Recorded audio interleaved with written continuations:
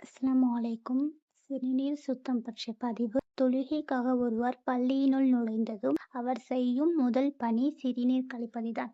எனவே அதில் நிகழும் அபாயங்களை காணுவோம். பேண்ட் மற்றும் உள்ளாடை அணிந்திருப்பவர்கள் கழிவறைக்குள் சென்று முழுமையாக அல்லது முழங்கால் வரை பேண்ட் மற்றும் உள்ளாடையை அவிழ்த்துவிட்டு சிறுநீர் கழிக்க வேண்டும். முழுமையாக திருப்தியாக சிறுநீர் கழித்த பின்னர் 2 அல்லது 3 முறை கனைக்க வேண்டும்.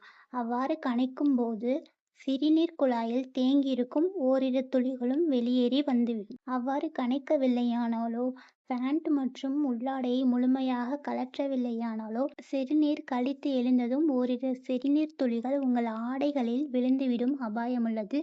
இந்நிலையில் தொழுவதால் தொழுகை கூடாது, இறைவனால் ஒப்புக்கொள்ளவும் படாது. நபி ஸல்லல்லாஹு அலைஹி வஸல்லம் அவர்கள் சொல்கிறார்கள், சிறுநீர் மற்றும் மலம் கழித்துவிட்டு சரியாக சுத்தம் செய்யாதவர் கபூரிலும் நரகிலும் தண்டனை பெறுவார். இந்த பதிவு புகாரி மற்றும் முஸ்லிம் நூலில் பதிவு செய்யப்பட்டிருக்கிறது. எனவே இஸ்லாமியர் சிறுநீர் மற்றும் மலம் கழிக்கும் போது அதில் கவனமாக இருக்க வேண்டும். மேலும் நின்று சிறுநீர் கழிப்பதை தவிர்க்க வேண்டும். இன்ஷா அல்லாஹ் அடுத்த பதிவில் காணலாம். அஸ்ஸலாமு அலைக்கும்.